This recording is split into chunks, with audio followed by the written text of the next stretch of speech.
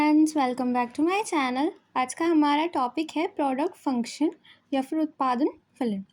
It shows the relation between the input like land, labour, capital and the resulting output of goods और service. यानी कि यह input और उससे प्राप्त आउटपुट या वस्तु के बीच संबंध को दर्शाता है। यानी कि हमने क्या किया है, हमने अपनी जो अपनी हमारी लैंड है उसको यूज़ किया है, हमारे लेबर को यूज़ किया है, हमने पैसे लगाए हैं, ये हमारा इनपुट हो गया। और उससे हम क्या बना रहे हैं, अपने एक प्रोडक्ट बना रहे हैं जो हम मार्केट में बेच रहे हैं, वो हमारा आउटपुट हो गया। तो ये इनपुट से आउटपुट बनने का जो प्रोसेस है वही हमारा प्रोडक्ट फंक्शन कहलाता है। यानी कि एक प्रोडक्ट कैसे बनता है, सबसे पहले हम अपनी कुछ चीज़ें लगाते हैं जैसे लैंड, लेबर, और उससे हमारी क्या होती है, गुड्स या सर्विस लोगों को मिलती है। उसके बाद आती है डेफिनेशन ऑफ प्रोडक्ट फंक्शन, यानी कि उत्पादन फलन की परिभाषा। According to Stigler, production function is the relation between physical inputs and physical outputs of a firm for a given technology. यानी कि उत्पादन फलन एक फर्म के भौतिक इनपुट और भौतिक आउटपुट के बीच संबंध है जब तकनीक निश्चित हो। यानी कि आपने क्या किया, आपने फिक्स किया हुआ है कि आप कितनी अपनी लेबर लगा रहे हैं, कितनी अपनी कैपिटल लगा रहे हैं, आपने ये फिक्स किया हुआ है। तो ये क्या है, आपके फिजिकल इनपुट्स हैं और उससे क्या हो रहा है, आपका प्रोडक्ट बन रहा है, वो आपका फिजिकल आउटपुट है। तो ये जो इसके बीच में कनेक्शन है वही हमारा उत्पादन फलन कहलाता है। उसके बाद हमारे जो टाइप्स ऑफ प्रोडक्ट फंक्शन के कितने प्रकार के होते हैं, एक होता है हमारे शॉर्ट टर्म प्रोडक्शन फंक्शंस, यानी कि अल्पकालीन उत्पादन फलन। At least one input remains fixed while other can very. यानी कि जब हमारे पास कम टाइम होता है तो हमारी जैसे क्या होती है, जैसे कि हमारा 6 महीने के लिए हम कोई चीज़ अपनी प्लान कर रहे हैं। अब 6 महीने के अंदर हम अपनी लैंड तो इतनी जल्दी नहीं बदल सकते। हम क्या कर सकते हैं, डेली बेसिस पर अपने लेबर्स बदल सकते हैं, और हम क्या कर सकते हैं, थोड़ी कैपिटल भी एक्स्ट्रा लगा सकते हैं, पर इतनी जल्दी हम लैंड नहीं बदल सकते। तो क्या है, हमारे यहाँ पे इसमें लैंड फिक्स है हमारी, और हम वो चीज़ें बदल पा रहे हैं। यानी कि कम से कम एक चीज़ हमारी शॉर्ट टर्म में फिक्स रहती है।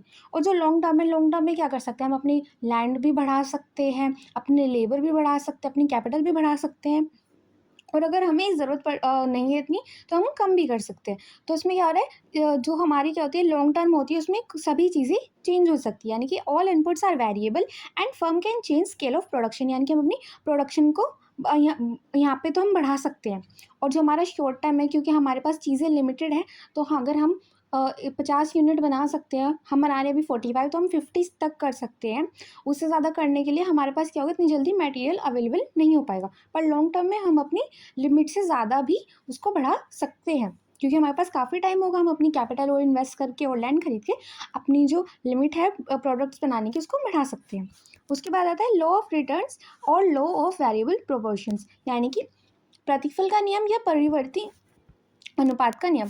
It states that when more and more units of a variable factor are combined with fixed factor, the total output increase at different rates.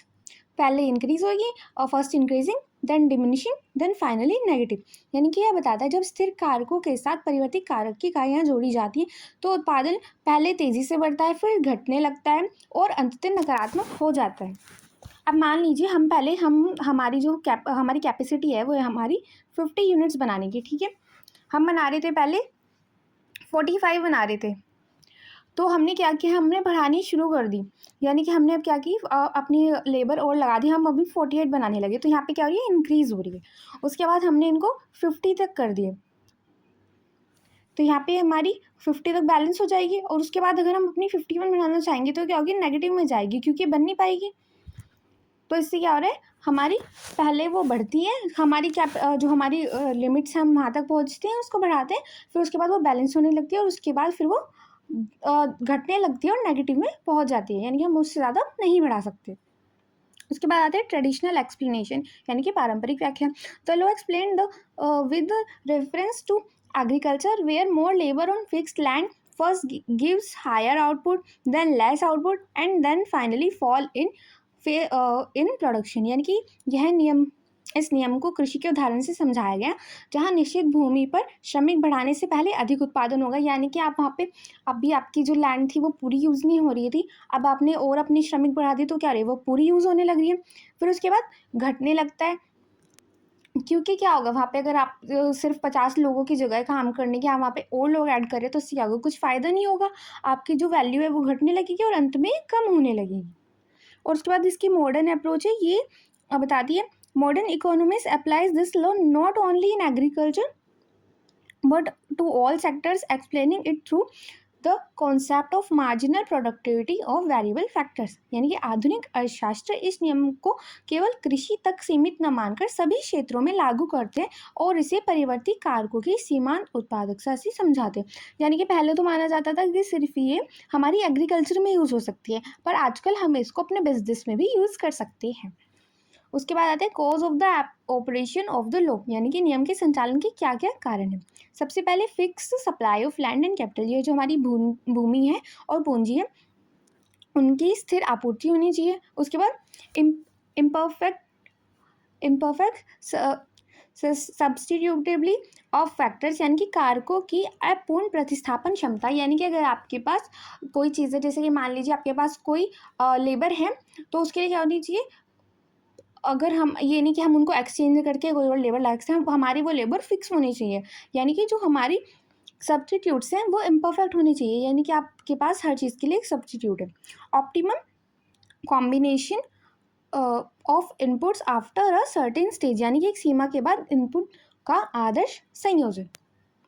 उसके बाद आते हैं operation of the law of increasing returns, यानी कि बढ़ते प्रतिफल के नियम का संचालन। In the beginning when a few units of variable factors are added to fix factors, output rise at an increasing rate because of better utilisation of resources and division of labour. यानी कि जैसे भी मैंने आपको example बताया था कि अगर आपके पास आपकी लैंड है वो आपकी क्या होगी, फिक्स फैक्टर हो गया, और आपके जो वहाँ पे लेबर काम कर रही है वो आपकी हो जाएगी वेरिएबल फैक्टर, आप उसको चेंज कर सकते हैं। तो आपने क्या किया, आप पहले वहाँ पे 50 लोगों से काम करवा सकते थे, पर आप करवा रहे थे कितने से, 48 से, तो आपने क्या किया 50 से कराना शुरू कर दिया, तो उससे क्या होगी, आपका प्रोडक्शन बढ़ेगा। बट ये आपके आ रहे हैं यहाँ पे किसमें, इंक्रीजिंग रिटर्न्स में। फिर उसके बाद क्या हो जाएगा, वो धीरे धीरे घटने लगेंगे अगर आप वहाँ पे और ही लोग ऐड करेंगे, वो आपके हो जाएंगे डिक्रीजिंग रिटर्न्स में। यानी कि शुरुआत में जब स्थिर कारकों में कुछ परिवर्ती कारक जोड़े जाते हैं तो उत्पादन तेजी से बढ़ता है, क्योंकि संसाधनों का बेहतर उपयोग और श्रम का विभाजन होता है। यानी कि आप और जो चीज़ पहले प्रॉपर यूज़ नहीं कर पा रहे थे, अब आप हर चीज़ को अपने 100% वे में यूज़ करने लगते हैं, तो इससे क्या होगा, आपका प्रोडक्शन होगा वो वहाँ पे बेस्ट होगा। आई होप आपको आज का वीडियो अच्छा लगा हो। Thank you for watching.